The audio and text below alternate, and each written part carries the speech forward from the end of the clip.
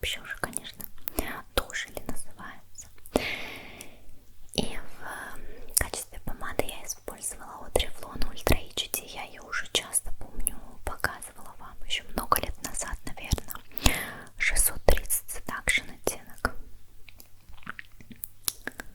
Вот она. Очень приятно пахнет, как будто милкшейком с клубникой. Как-то всегда это напоминало. Вот. Поэтому, кому интересно, я вам рассказала. Кофточка у меня еще такая красивая, декольте. И как будто сделана руками. Сейчас такие очень модные, насколько я знаю. Она немножко слегка непрактична, потому что я боюсь, что у меня вывалится все. Но в то же время она безумно красива.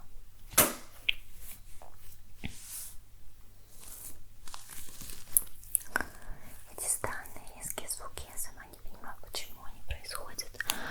Но это от штативов. Я так понимаю, это вот эти вот, когда их закручиваешь, может быть, вот так вот оно потом лопается иногда. Волосы у меня понемножку уже отрастают наконец-то. Я вот это срезала их пару месяцев назад, слишком доверилась парикмахеру, называется. И поэтому вот сейчас уже отрастают наконец-то. Хочу, чтобы уже длинные были. Не знаю почему. Может, это зависит от продуктов. Может быть, это зависит от фена, утюжка, не знаю. Но у меня, когда я дома у себя, где я живу с парнем, волосы пушатся. Когда я у родителей делаю ровную укладку у них дома, у меня получается очень прилизано, красиво. А сейчас так воздушно слегка они у меня пористые от природы. Плюс ко всему сейчас, может быть, это зависит от влажности, потому что мы живем в разных городах. И может быть это вот от климата зависит. Вот. Очень приятный звук волос, я обожаю.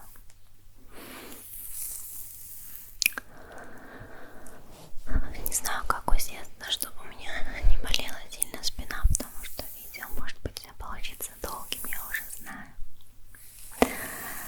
Так, ну что ж, ребятки, что я хотела вам рассказать с ушка на ушко. Видео на русском языке не выходили по причине, что я вот все никак не могла решить, на каком языке мне основывать канал, вообще основывать ли на его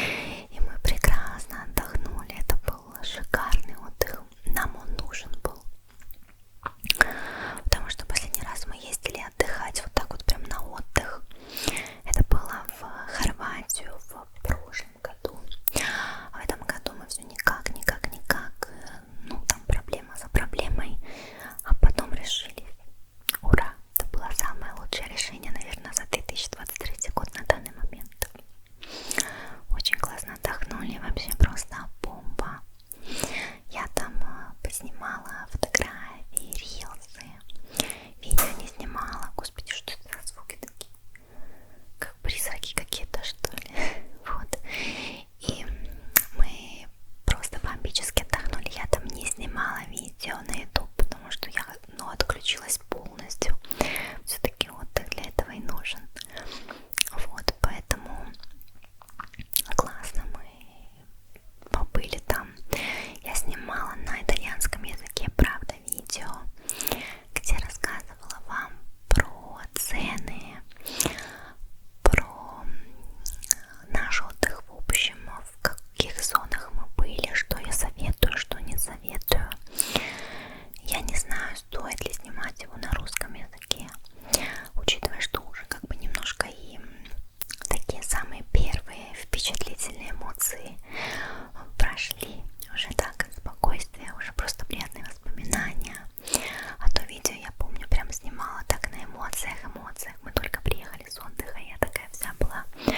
Ой, как классно, классно, классно. И сейчас тоже классно, естественно. Но просто сейчас уже немножко подуспокоилась, как сказать. Вот, я помню, что перед тем, как выкладывать то видео, я была очень в сомнениях, потому что думала, господи, нашептала что-то на 20 минут, непонятно что, вся на эмоциях, в радости. Кому оно надо, оказывается, все-таки потом понравилось видео. Вот.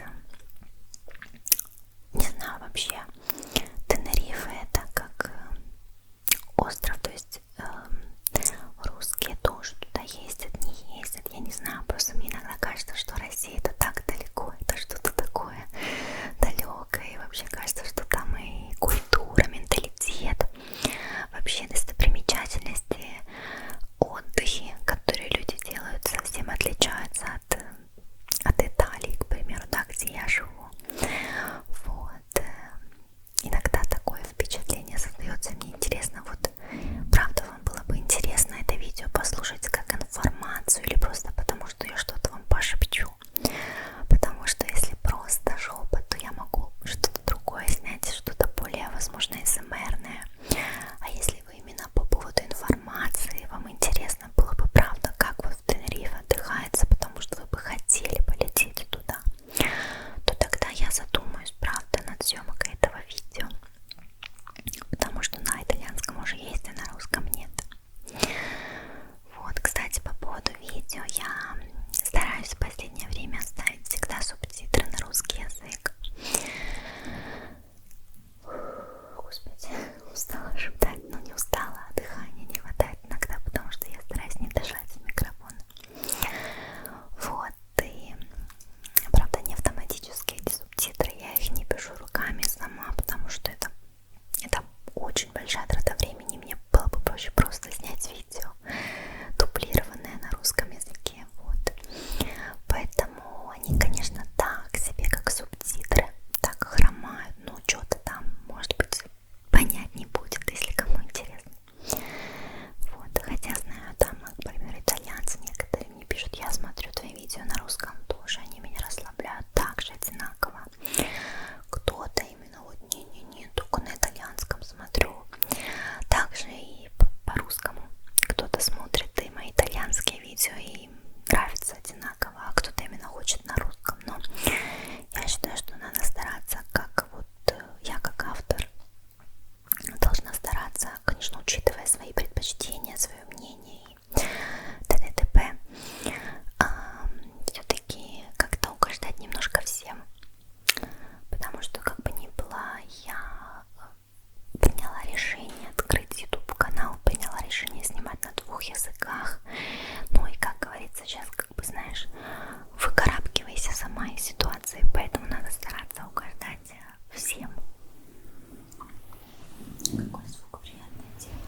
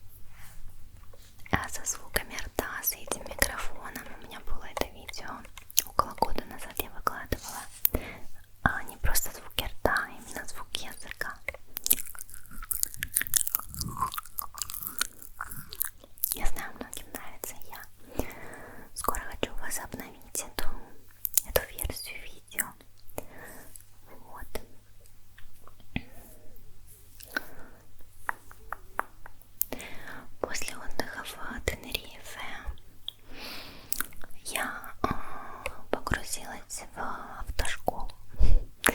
Я сдала экзамен теории, похвастаюсь, с первого раза. Не у всех получается с первого раза. Но это так, может быть, мне просто повезло. Я сдала экзамен на теории в марте, точнее в конце февраля. Вот, и пошла его, и мне дали, у нас в Италии называется это розовый лист. Розовый лист, почему розовый? Потому что карточка прав в Италии, она розовая. Но тебе-то не саму карточку дают, а просто розовый листик, где написано, что ты можешь водить машину на протяжении, ну как бы вот 1 год у тебя есть, чтобы потом начать вождение с инструктором и сдать экзамен практики. Но пока ты сделал теорию, ты имеешь право водить машину, но только рядом с водителем, который будет сидеть возле тебя, у которого есть права уже больше 10 лет. Моему парню 32 года, у него уже права 12 лет. Как только ему исполнилось 18, он сразу взял права. И поэтому мне очень-очень-очень повезло с ним.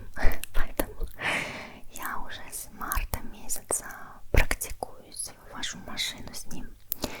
Сейчас вот на прошлой неделе и на позапрошлой неделе была в Болонье. И там практиковалась с инструктором. Я уже сделала все, так скажем, часы, которые мне нужны для того, чтобы подать заявку на экзамен практики.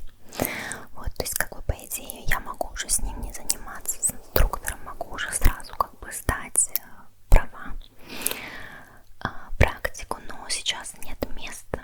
Места будут самые первые в конце августа-сентябрь месяц. Поэтому еще пару месяцев надо ждать. И, естественно,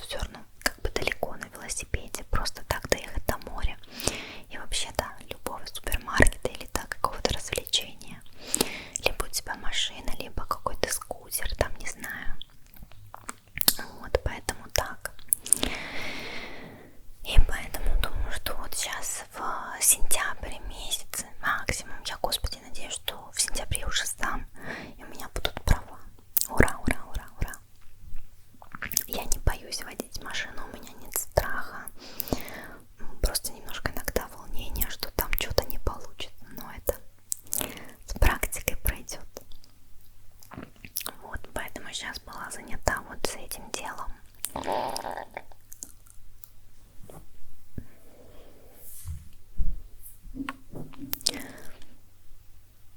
Поэтому сейчас была занята вот с этим делом.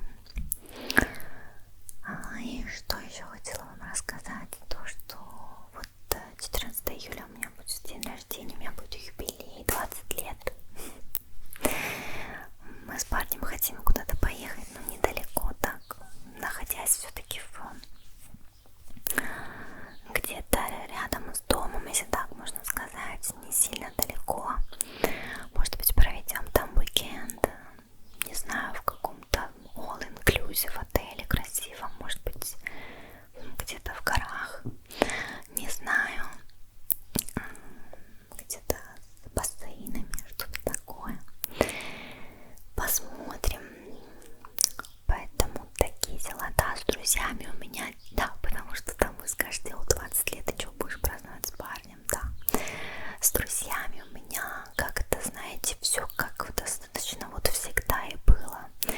Я всегда достаточно отделялась от всех и всего. У меня как будто свой мир, у меня как будто свои приоритеты, свой менталитет. При этом у меня есть хорошие знакомые, с которыми мы общаемся, с кем-то реже, с кем-то чаще. Но так, чтобы сказать, у меня там есть друзья, подруги, с которыми мы гуляем, там такого, увы, пока что у меня нет. Учитывая, что у меня как бы работа из дома, да, в социальных сетях, учитывая, что у меня такой, ну, для Италии, может быть, ну, не то чтобы необычный, а уникальный образ жизни в 20 лет. Я уже живу с парнем 2 года. Мой парень намного меня старше, то есть как бы у меня больше такой образ жизни, возможно, девушки с наших мест, типа как бы там ближе к Украине, России. В Италии в 20 лет еще только школу заканчиваешь, а потом университет, все это с родителями, потом там какие-то отношения, что-то токсичное, не токсичное, но оно везде, как бы оно и в России, и в Украине, да, естественно. В универе у нас учатся, не в этом-то дело, просто немножко менталитет у нас другой. Может быть, у нас люди больше как будто с какой-то степени взрослеют раньше.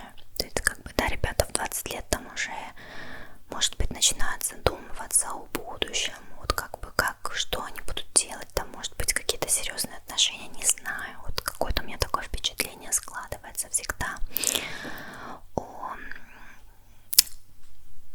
России, Украине. Вот как бы в Италии такого нет. В Италии как в 40 лет еще ребенок.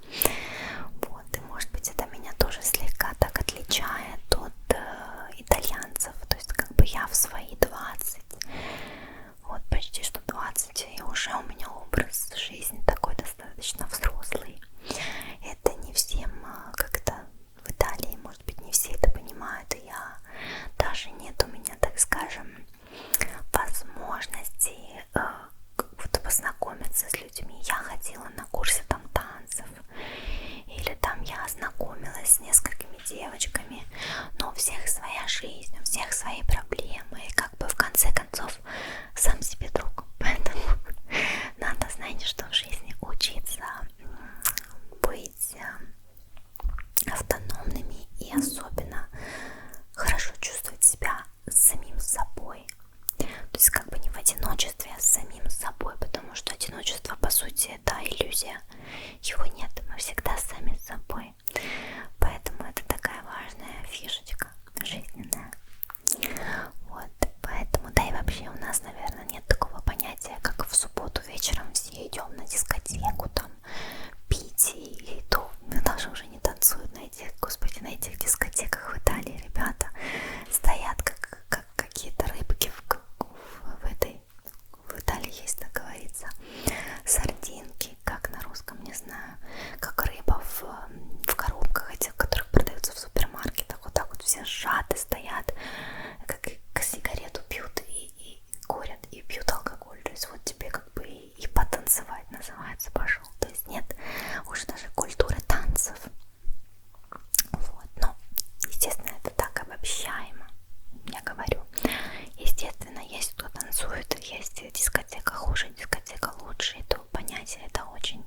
личное, субъективное. Вот поэтому, как бы мне кажется, в России такого, в Украине как бы нет, что так в субботу все там отрываются.